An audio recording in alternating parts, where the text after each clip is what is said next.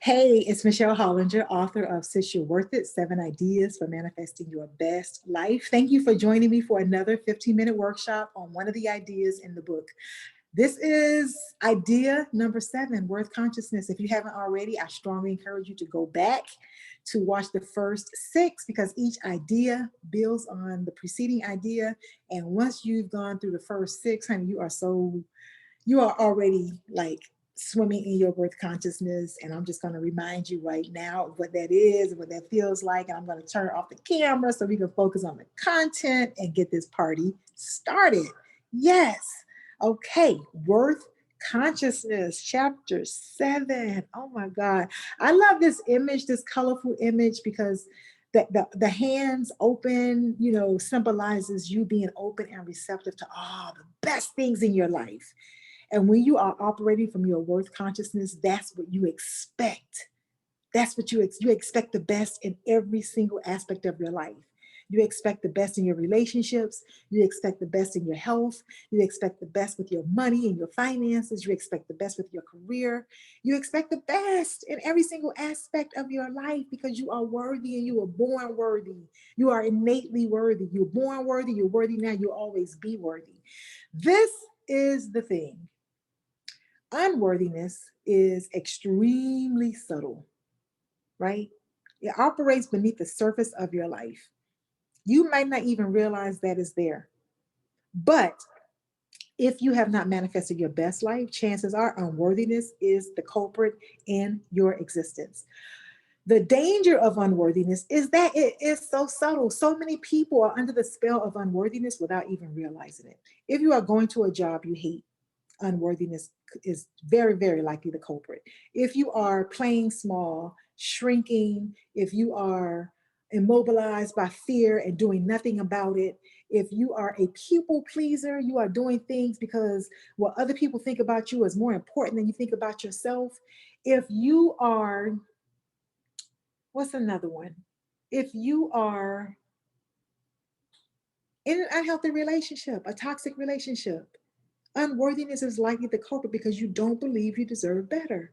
And because unworthiness is so subtle, because it operates beneath the surface of your life, you don't have to be in any major distress to be under the spell of unworthiness. You don't have to be down and out, addicted and, going through major life dysfunctions in order for unworthiness to be ruling your life, right?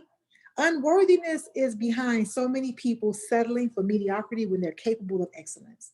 Unworthiness is behind so many people going to jobs they hate because they pay the bills, because they afford them a certain lifestyle, provide some benefits. Unworthiness has convinced you that going to that job you hate, even though you are not capable of using your unique gifts and talents at that job, even though what you're doing there gives you no joy and no fulfillment. You've convinced yourself based on the fact that you believe. I call it a fact, but it's really an illusion. Well, unworthiness is an illusion, but it operates as a fact if you believe it, right? So if you're operating from unworthiness, and it definitely is informing how you move in your life. It informs the decisions that you make, right? I first discovered that I was operating from unworthiness, first became like consciously aware of it a few years ago. I was on the phone with a business consultant. We had just talked about this amazing idea that I came up with for a project for women, right? And we got to the part of the conversation where she asked me, well, Michelle, how much are you going to charge for it? And I'm not even going to tell you guys what this paltry little price was that I put on this amazing idea that was going to change women's lives. And she called me out on it. Her name is Ann Charlies. And Ann was like, what's up with the low prices, Michelle? Because she recognized that it was a pattern for me. And even though I was the one involved in the pattern, I had not like sat with it and really come clean with myself. So my response to her was, see, what had happened was I didn't really have a response. I did not really have a response. So what happened was when I got off the call with Ann, we talked about it a little bit more. She reminded me that, Michelle, the idea that you just shared with me about this project that you're putting together for women is far too valuable, far too meaningful, far too rich and beautiful for you to even consider putting that small price on it. You don't have the right to do that. She called me out like that because she loved me and respected me. And when I got off the call with Ann, I made a decision right then and there that I was going to get to the bottom of the low prices because it had been a pattern for me. You know, the universe, God, infinite intelligence would give me these amazing ideas.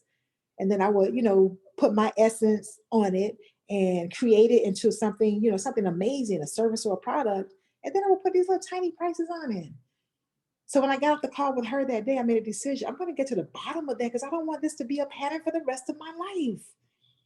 And so I sat with it, I meditated, I journaled, I prayed, affirmative prayers, asking God, reveal to me what's up with this pattern of mine of putting these low prices on these amazing gifts and talents that you give me.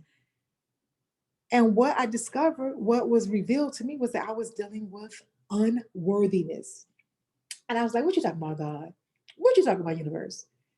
I'm college educated. I'm creative. I have all these amazing ideas. I'm intelligent. I'm brilliant. How can I be dealing with unworthiness? And just asking that question, oh my God, the floodgates open. What it showed me was, although I had done tremendous work over the years, I've done a lot of work with spiritual development. I understand the power of forgiveness. I understand what a game changer gratitude is. I understand the power of my thoughts. I've done all of that work, right? But what I recognized when I really started to look at how unworthiness was showing up for me was, although I had done all of that work, I had not been intentional about pouring into myself, about affirming who I really am and who I really was, right? So I was doing all of this work to forgive. I was doing all of this work to change the way that I was thinking. I was doing all of this work to really, embrace gratitude and step into that space of just going deeper with my spirituality. But I wasn't doing a good job of affirming my awesomeness. I wasn't doing a good job of affirming my brilliance, my worthiness, my prosperity. See, that has to be intentional. We've been fed the okie doke. We've been fed the okie doke that says it's not cool to talk about how awesome you are. I almost cursed. It is cool and it is necessary and it is essential because when you look outside of yourself for validation, you nurture this emptiness inside of you. We have to learn how to validate ourselves, and there's nothing conceited or arrogant about it. We have to align with the truth of who we are. We were born worthy, we were born amazing, we were born with a prosperity mindset. But then life happened and we took on other people's belief systems, other people's thoughts, right? And we started seeing ourselves differently. The truth of who we are has always been there.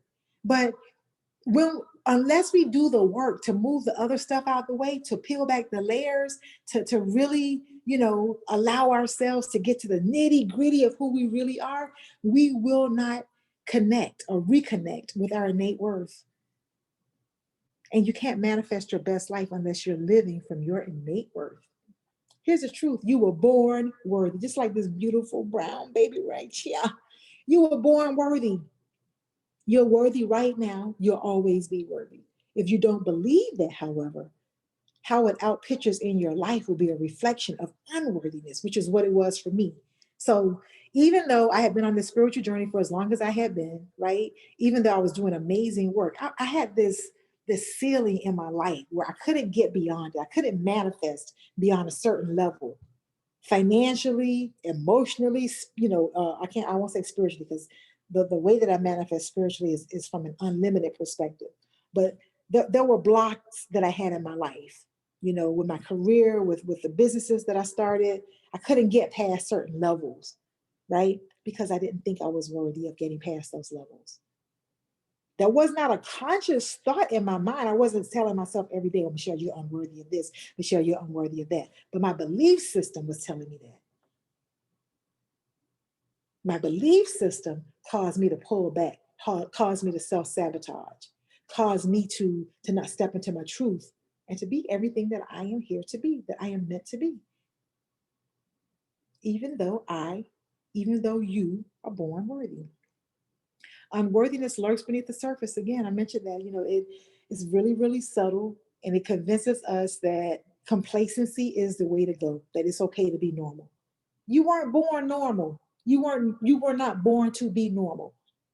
That's just not, that is not true. It's just not. I don't care how old you are, I don't care how young you are. You were not born to be normal. As long as you're here on earth, you are supposed to be evolving. That's how you can see people in their 80s who are still manifesting, who are still living their lives to the fullest, right? Louise Hay, one of my favorite authors, she wrote a book called You Can Heal Your Life, and a number of other books, big on affirmations, big on helping me to understand how to forgive. Louise Hay was in her 80s, still doing public speaking, still writing books, still hosting workshops, and helping people to heal their lives. Maya Angelou, in an interview with Oprah Winfrey, Oprah was asking her about what it was like to be in her 80s, and Maya Angelou was like, "Girl, you need to get you some." When you hit your 80s, oh my God, life isn't ending for you when you are, your 50s, 60s, 70s. And no, no, no, no, no. You are constantly evolving. See, this is the thing too. The universe is constantly pouring into you for you to manifest. The universe is not concerned. The universe doesn't even know what your age is, because the universe is ageless and timeless. We get bought into these human ideas about what you can and cannot do because you're a certain age. Get to the bottom of this unworthiness thing, right? So that you get to know the real you, that you live from the truth of who you are, your true worth, and watch how it changes you. I'm speaking from experience. Watch how it changes your life. Oh my God. And then it has ripple effects because the people around you are also reminded that they're worthy. And when you got children and grandchildren and you teach them, man, I hear my granddaughter will say in a minute, I am worthy. She saw a baby in a grocery store one day. We saw a baby in a grocery store one day, a beautiful black baby. And she was mesmerized by the baby. And Naomi looked to me and said, Grandma, that baby is worthy. And she had a moment at that time, because what I think happened for Naomi was she saw herself in that baby and remembered that she is innately worthy. And she had a moment. It was so freaking beautiful. I almost cried right there in the store. When you are living from your innate worth, the people around you are reminded that they're worthy too. But worth consciousness must be cultivated and it must be celebrated. It is something that you must be intentional about. So here's your homework. There are a number of different things you can do to cultivate your worthiness, and I talk about them in the book. But yeah, you want to get a picture of yourself when you were a baby. If you don't have access to when you were a baby, get the youngest age possible, frame it, put it someplace where you see it every day, and know that the intention behind that is to remind you that you were born worthy. Powerful, powerful, powerful, powerful realization. You were born worthy, and take that with you throughout your day. Here's the book. If you don't already have it, go to my website, the Institute for Worthy Living. Click on the tab for the book. Uh, Costs $14.95. It would be the best $14.95 that you've ever spent. It's a guarantee. Who I crack myself up, and I love, love, love, love, love spending this time with you guys. So thank you for spending this time with me for this for another 15-minute workshop on worth consciousness. Worth consciousness. Yeah, thank you. Enjoy the rest of your day. I appreciate you and I love you guys. Peace.